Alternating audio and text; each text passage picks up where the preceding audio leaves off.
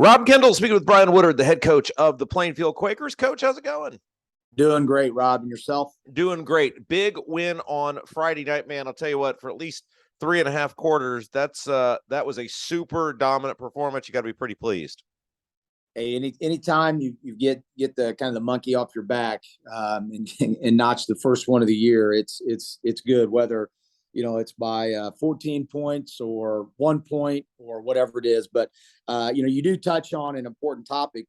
For 3/4 of that game, really, into the fourth quarter, a really dominating performance, and then in the fourth quarter, things got a little interesting. And that's scary because, for, weeks 1 and week 2, we were in situations there where they were both one possession games. And if we make a play, we win the game. And you have to battle those thoughts and those emotions of, oh, crap, what can go wrong? And, that's a real thing. It's momentum, right? That's where that comes from. So I was glad to see our guys kind of, buckle down and finish the game. Yeah, we talked about it last week during the coaches show a little bit, and it is nice to see you guys be able to close that out because you easily could be, and it's, you hear people say this all the time, but really could be, I'm sure in your mind probably should be 3-1. Yeah.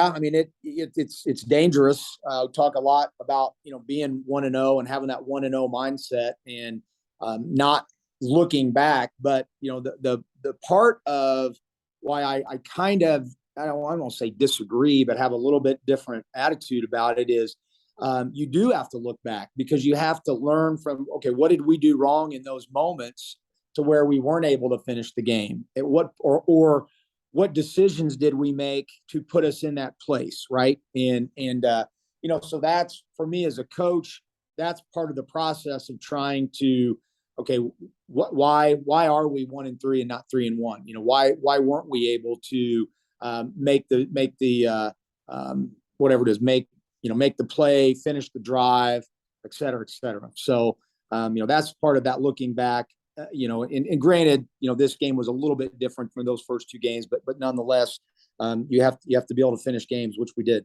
Well, let's talk about a couple kids that really played well, because I felt like offensively, certainly you guys did a great job consistently moving the ball. Give us a couple names out there that you said, man, if we play like that, the rest of the year will be okay. Well, you can peel away all the layers of stats, you want, but Grant Irwin, for us had several explosive plays from the wide receiver position. Caden Vanderbush had a great explosive play as well, but it got called back, lineman downfield. So it was nice seeing explosive plays from those two. Antonio Williams and Troy Larison, both running backs gave us explosive plays. So from the offensive side of things, that's one of our measurables for how well we play, explosive plays, right? And having a lot of those Friday night, winds up, leading to scores, leading to points, changing or flipping field position rather. So those 4 guys were huge for us. Yeah, let's talk about defensive side of the ball too. Obviously, anytime you can walk through 3.5 quarters without giving up points, that's great. 7 of the points came off of a kickoff return for a touchdown. So you got to be pretty pleased with the overall defensive effort. Yeah, huge. And let me go back just a second because, and we don't do it a lot on this show just because we don't have the time to get into it, but how important special teams are. So we score at approximately the 10-minute mark in the fourth quarter. There's 10 minutes to go. Hunter Newell pushes it in, scores. It's 28-0. And for me as a coach, I'm like, hey, this is awesome. We're going to get another score. We're going to make this a running clock. We're out of here. And we kick the ball off, and they are right down the field, kickoff return for a touchdown. Now it's 28-7. That game changed for them based on that one special teams play. That's why special teams are so daggone important, because now all of a sudden we get a block punt. So we're backed up. We get a punt blocked. And I'm going to make this about our defense here in just a second.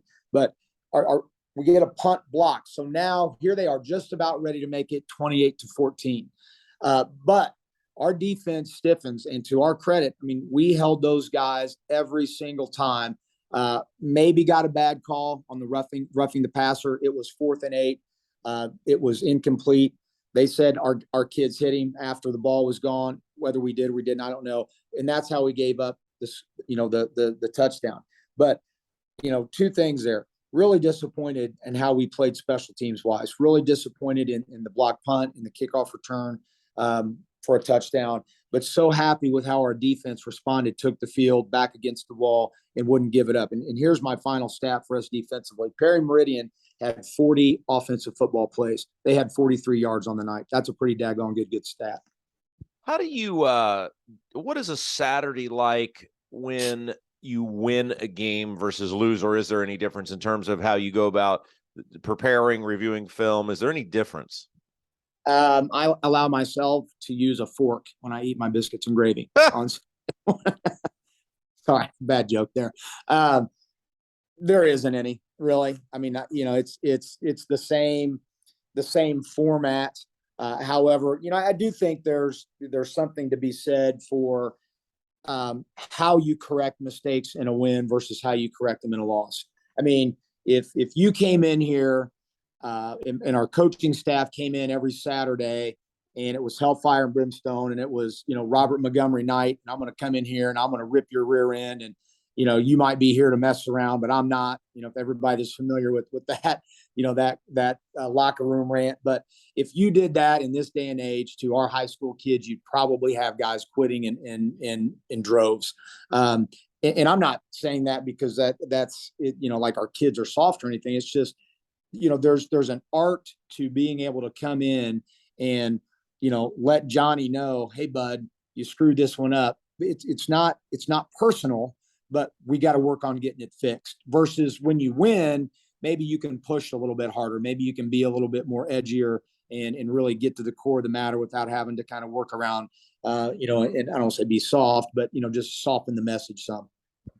Let's take a moment to thank our sponsors who make all of our Plainfield football broadcasts possible. CCB Contracting, Geodis, Canal Financial, Julia Burbridge of Remax Centerstone Plainfield, Kyle Burnfield Mortgage Lender at Flagstar Bank, Team Turley Fairway Mortgage, Bailey & Wood Financial Group, African Plum Home, My IT Indy at myitindy.com, I-70 Wrecker Service and Garage, BGW Construction LLC, Beacon Sign Company, Jeff Brown Photography, Karen Alexander Photography, and Whitlow's Towing. By the way, Whitlow's came up big. Your new sponsor, they came up big for you guys last week, Coach. Yeah, don't steal my thunder. I'm saving those guys. Oh, okay, perfect. Sorry, I didn't mean to jump ahead.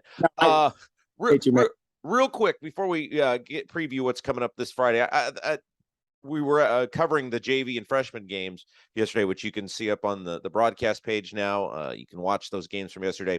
2 great wins. And we had this conversation, and I'll just throw it out at you and be interested to see where you go with this. So we're watching the game. It's going on, and you're down there on the sideline. And Leck and I had this conversation about, is it weird for you knowing forever and ever and ever the JV games and freshman games were important because those were your future kids, right? You're watching those kids knowing you'll be coaching those kids next year, 2 years, whatever. That's not the case anymore. Is it a different vibe for you on the sidelines knowing you won't be coaching those kids next year? Yeah, no, that's a great question.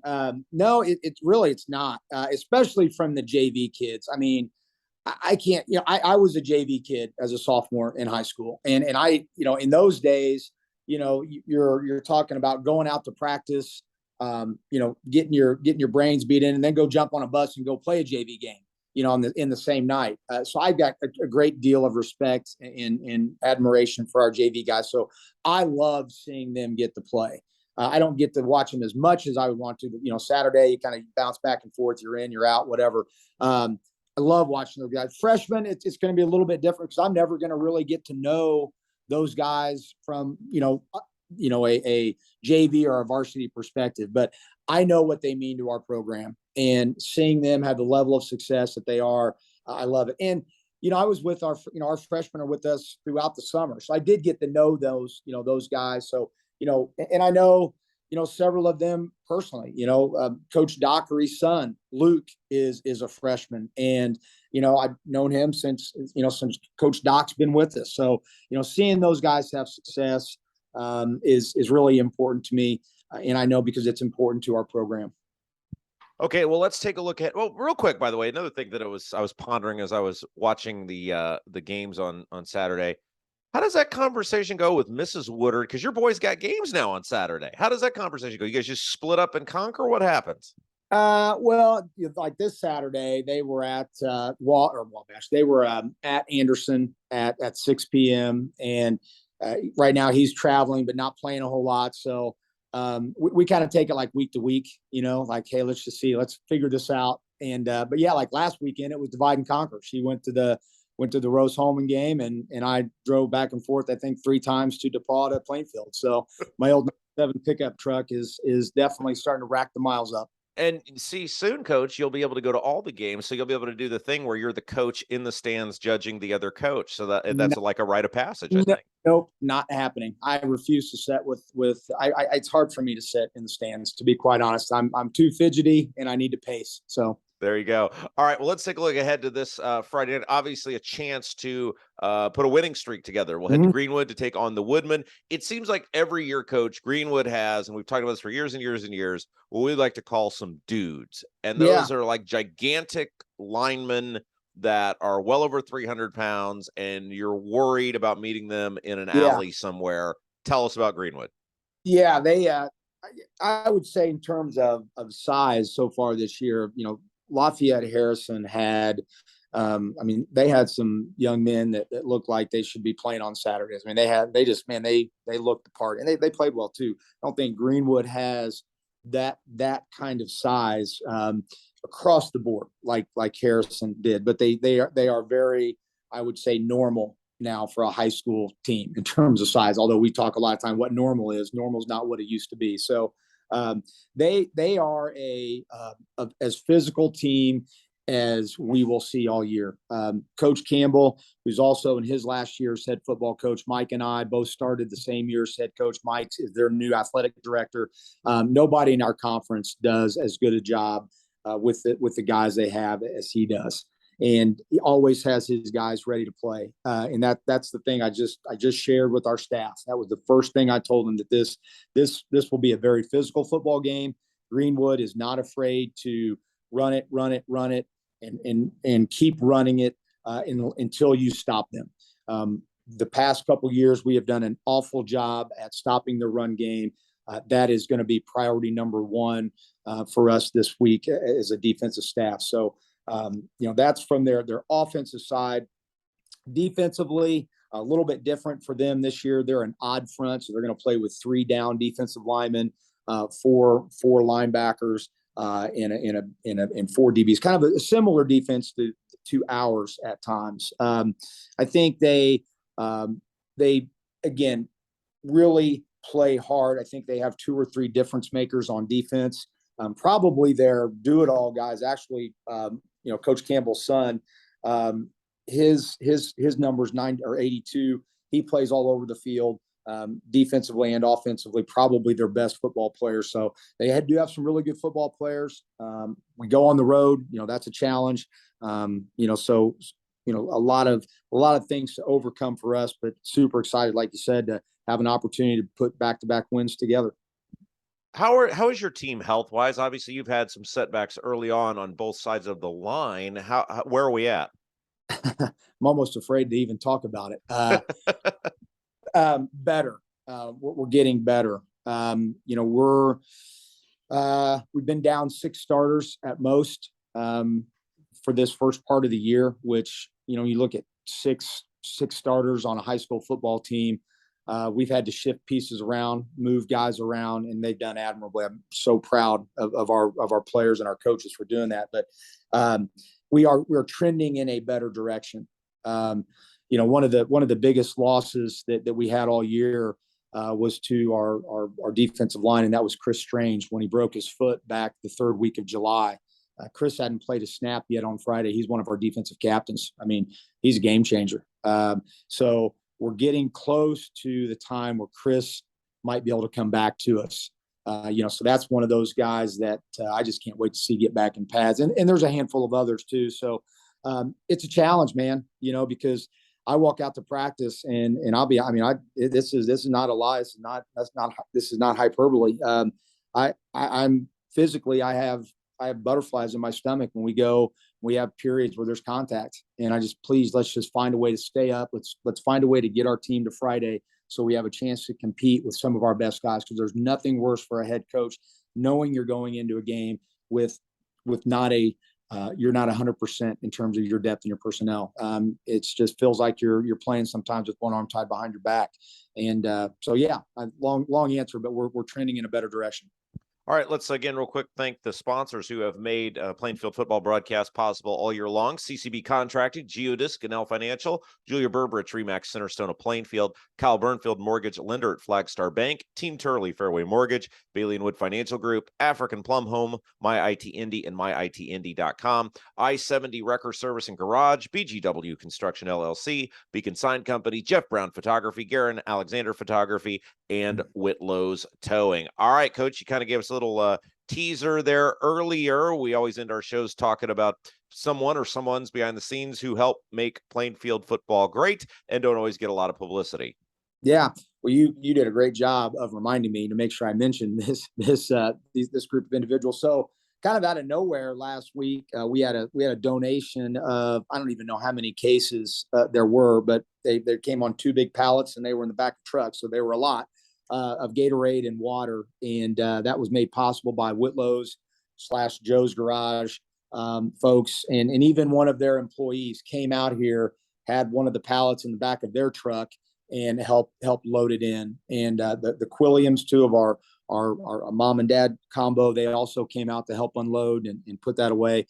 One of the things we try to do with our players is, keep them hydrated. I know that sounds kind of silly, but players don't do a very good job of taking care of themselves. So we try to do that for them, getting them Gatorade, and the bottles are awesome. So just thanks so much to Whitlow's and coming through in a pinch there for us. We're certainly going to use it. The weather's been great on Fridays, so we want to keep that rolling. But it is warm. It's 82. It's so nice to be out by the pool. Well, throw 20 pounds of pads on, and it feels a little bit different. So hats off to Whitlow's. Really appreciate it. I'm sure I'm absolutely going to jinx this by saying this, so it'll be my fault if it happens. But I can't remember the last time we had a weather delay or forcing a game to be played on Saturday, and it seems like that used to happen all the time. We had a stretch there where it happened a lot. And, you mentioned college football last night. The pause game with Anderson went into a lightning delay at like halfway through the third quarter, like at 9:00 at night, because everybody wants to have that happen and wait around and have to finish at like 11:30, which you're right. We had a stretch there where it was just like, that was just going to happen, and so, yeah, the weather's been awesome. Crowds have been awesome. Can't wait for another great one this Friday. All right, Coach, speaking of Friday, let's get a big win, and we will look forward to talking to you next week. Appreciate it, Rob. Thanks so much, buddy.